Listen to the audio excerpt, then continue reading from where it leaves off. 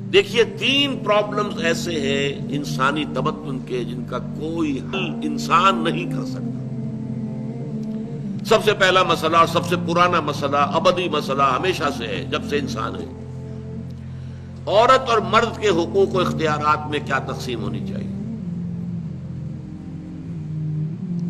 آپ کو معلوم ہے افراط و تفریط، یا تو عورت کو ملکیت بنا دیا گیا، جیسے بھیڑ بکری جو ہے آپ کے کھوٹے سے باندھ رکھی ہے، ایسے ایک عورت بھی باندھی ہوئی ہے، وہ آپ کی ملکیت ہے، اس کے کوئی حقوق نہیں ہے، اس کا کوئی لیگل سٹیٹس نہیں، اس کا کوئی تشخص نہیں، کوئی ہے ہی نہیں۔ یا وہ انتہا ہوگی اور یا وہ انتہا ہے جو آج آ گئی ہے، بالکل مرد کے شانہ بشانہ، ساری تخلیقی مصلحتوں کو چھوڑا، ساری جو بھی انسان کی جو انیٹومیکل جو بھی ڈفرنسز ہیں ان کو چھوڑا، جو سائیکولوجیکل فرق ہے ان کی تخلیق میں، اس کو بھی ایک جیسے برابر، نہیں قطعاً نہیں۔ ان دونوں کے درمیان کیا توازن؟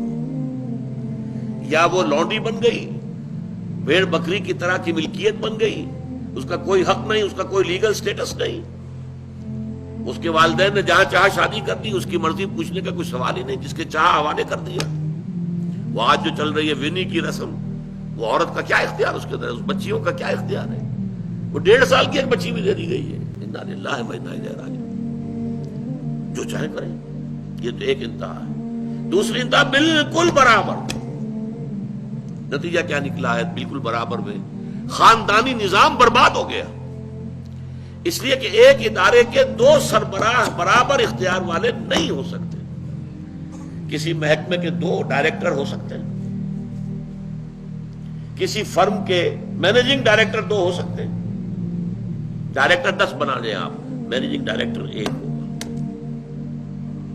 کسی فرم کا چیئرمین 1 ہوگا، 2 نہیں ہو سکتے کسی بھی ادارے کی۔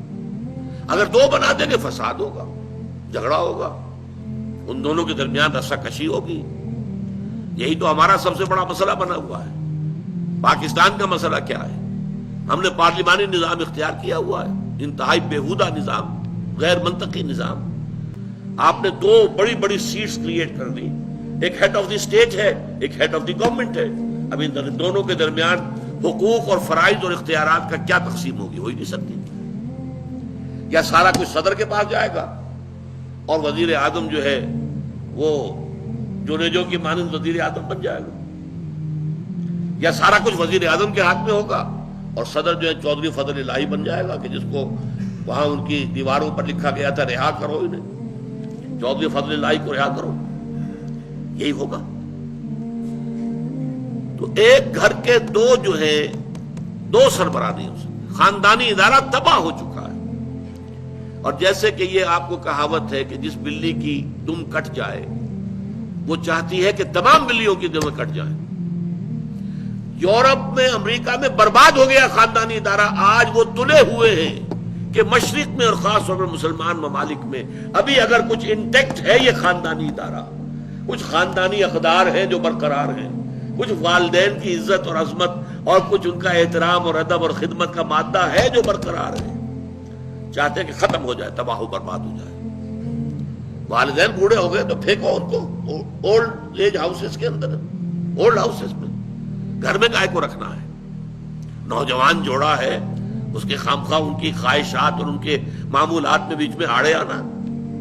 بوڑھی ماں جو ہے بولے بغیر رہے گی نہیں، دنگا فساد ہوگا تو رکھو اس کو وہاں پر اولڈ ہاؤس کے اندر، اللہ اللہ خیر سب۔ یہ ہے اصل میں مسئلہ۔ اب عورت اور مرد کے درمیان کیا توازن ہو، انسان نہیں سوچ سکتا۔ دیکھیے انسان یا مرد ہوگا یا عورت ہوگی۔ مرد سوچے گا تو وہ اپنے اعتبار سے سوچے گا، عورت کی نفسیات کیا ہے، عورت کے احساسات کیا ہیں، اس کو کیا پتا۔ عورت سوچے گی تو اپنے اعتبار سے سوچے گی، مرد کے احساسات کیا ہوتے ہیں، مرد کی نفسیات کیا ہوتی ہیں، اسے کیا پتا۔ لہذا یا ادھر کا ہوگا یا ادھر کا معاملہ ہوگا۔ ایک ہی ذات دے سکتی ہے آپ کو نظام، جو مرد کی بھی خالق ہے، عورت کی بھی خالق ہے، اسی نے بنایا دونوں کو، اور دونوں ہی اس کے لیے اولاد کے مانند ہیں۔ یہ حدیث نبوی کا ترجمہ کر کے بتا رہا ہوں آپ کو۔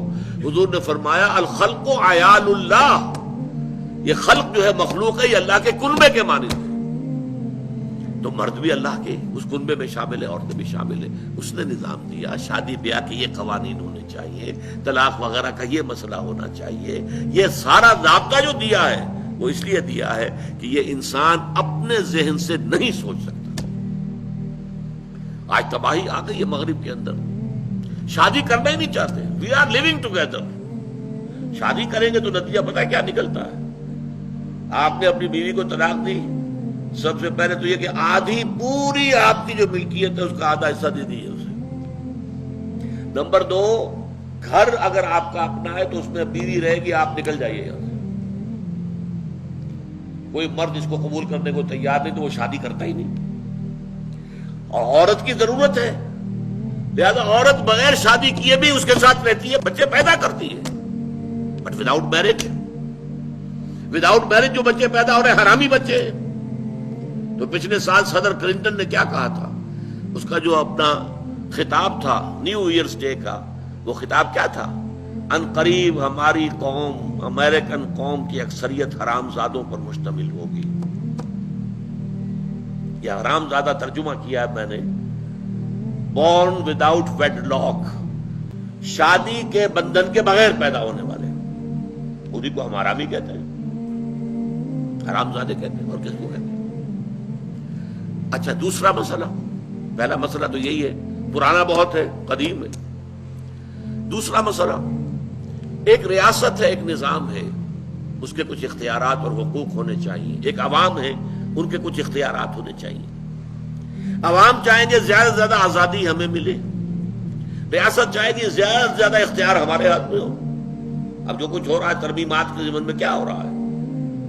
ایک طرف جو ہے مشرف صاحب چاہتے ہیں زیادہ سے زیادہ اور طویل سے طویل میرا دور اقتدار ہو اور اختیارات جو ہے میرے ہاتھ میں آ جائے، گھنٹہ گھر بن جاؤں میں فیصلہ بات کروں. ساری کوشش ان کی ہے. اور یہ ARD وغیرہ کیا کر رہی ہے کہ نہیں، حقوق عوام کے ہاتھ میں آنے چاہیے. اب اس میں بھی توازن کیا ہو؟ یا ٹوٹلیٹیرین سٹیٹ وجود میں آ جاتی ہے جو رشیا میں تھی، USSR میں تھی، عوام کے کوئی حقوق نہیں، no freedom of speech, no freedom of association. نہ تم اپنے خیالات کا اظہار کر سکتے ہو، نہ تم کو جماعت بنا سکتے ہو. یہ نظام تھا. کام کرو، ویجز لو، بس اللہ اللہ خرچ اللہ. حیوانوں کی طرح پر کہ صرف راتب دے دیا جائے گا، باقی تمہیں کوئی تمہاری ایکسپریشن، کوئی اپنے خیالات کا اظہار، کوئی فریڈم آف ایسوسیشن نہیں. امریکہ دوسری انتہا پر، مادر پدر آزاد. 2 مرد شادی کرنا چاہتے کر لیں، ایک مرد بیوی ہو جائے گا اور ایک مرد شوہر ہو جائے گا. لیگلی قانون کے نزدیک ریکگنائزڈ ہوگا. ایک آزادی کی وہ انتہا ہے. گیز، ہومو سیکشولز، وہ وہاں جلوس نکالتے ہیں، بڑے ٹھاٹ سے نعرے لگاتے ہوئے گزرتے ہیں. وہ ہنستے ہیں، ہم لوگوں پر ہنستے ہیں کہ پاگل ہو گئی ہے جو اس کو ہومو سیکشولیٹی کو بری شے سمجھتے ہیں. اور نیو یارک کا جو میئر ہے وہ لیڈ کرتا ہے پروفیشن. کیوں کرتا ہے؟ اسے اگلا بھی الیکشن لڑنا ہے اور گیز کے ووٹس بہت ہیں. اس سے اندازہ کیجئے کہ کتنی پرسنٹیج وہاں گیز کی ہو چکی ہے، ہومو سیکشولز کی. یہاں تک کہ طے کر دیا گیا ہے مذہبی میدان میں بھی گیز کو اجازت ہے، وہ پادری بن سکتے ہیں. گیز ہیں، ہومو سیکشولز ہیں، فطرت کے خلاف کام. کیا وہ آزادی ہے؟ تو کہاں ہے بیلنس؟ انسانی ذہن کے لیے ناممکن ہے اس بیلنس کا تلاش کرنا. نمبر 3، سرمایہ اور محنت.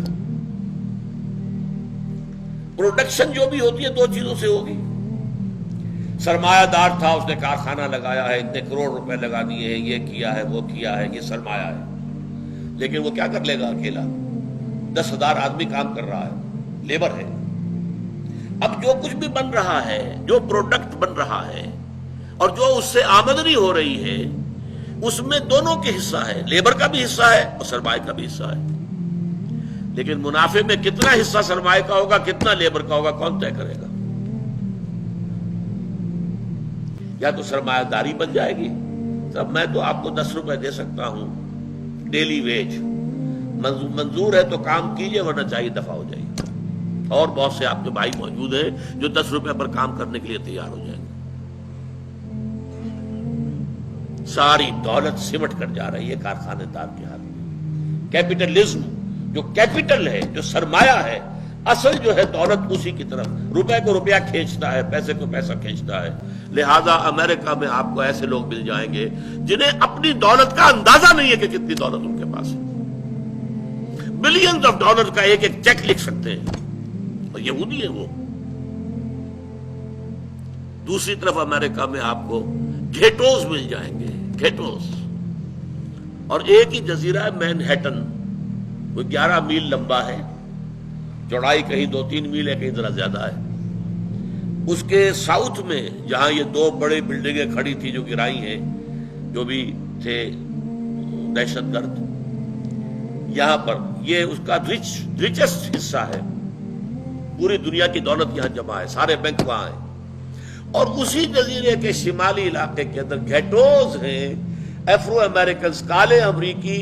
یوں سمجھیے کہ سب ہیومن لیول پر رہ رہے ہیں، حیوانوں کی طرح زندگی گزار رہے ہیں. یہ ڈسپیرٹی نظر آ جائے گی. تو اب عدل و انصاف کی کیا شکل ہو؟ یا وہ ہے جو رشیا میں اور USSR میں تھا، یا یہ ہے جو امریکہ میں اور اس کے الائز کے اندر ہے. یہ ہے وہ مسئلہ جہاں انسان ہاتھ جوڑ کر، گھٹنے ٹیک کر اللہ سے دعا کرنے پر مجبور ہے. اے اللہ تو نے مجھے فطرت سلیمہ بخشی، اے اللہ تو نے مجھے عقل سلیم سے نوازا، اے اللہ میں نے تجھے پہچان لیا کہ کل شکر اور کل ثنا کا مستحق تو ہی ہے. اے اللہ میں نے تجھے پہچان لیا کہ تو تمام جہانوں کا پروردگار اور مالک ہے. اے اللہ میں نے تجھے پہچان لیا جزا و سزا کے دن کا مالک و مختار مطلق تو ہے. اے اللہ میں نے طے کر لیا ہے تیری ہی بندگی کرتا ہوں اور کروں گا، اور تو ہی سے مدد چاہتا رہوں گا. لیکن اے اللہ میں مجبور ہوں، میری عقل جو ہے میرا ساتھ نہیں دیتی. کروں کیا، چلوں کس راستے پر، کون سے راستے پر؟ یہ عملی حصہ ہے دین کا.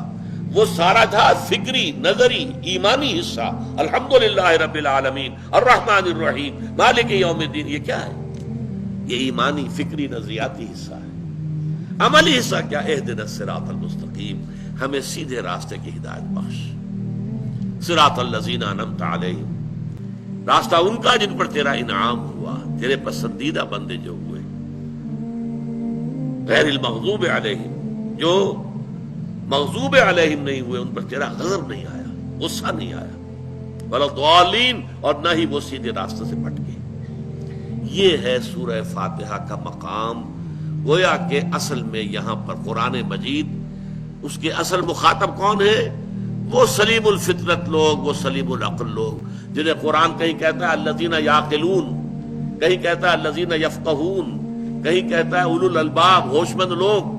یہ وہ لوگ ہیں کہ قرآن مجید اصل میں ان سے مخاطب ہے، اور وہ خود سفر طے کر کے اللہ کی ذات تک، معرفت خداوندی تک تو پہنچ گئے ہیں، لیکن اب عملی زندگی کے اندر رہنمائی کے لیے درخواست کر رہے ہیں. اہدنا الصراط المستقیم صراط الذین انعمت علیہم غیر المغضوب علیہم ولا الضالین. یہی وجہ ہے کہ فوراً سورہ بقرہ شروع ہوتی ہے الف لام میم ذالک الکتاب لا ریب فیہ ھدی للمتقین. یہ ہدایت ہم تمہیں دے رہے ہیں. یہ قرآن جواب ہے اس دعا کا، اہدنا الصراط المستقیم صراط الذین انعمت علیہم غیر المغضوب علیہم ولا الضالین. آمین یا رب العالمین.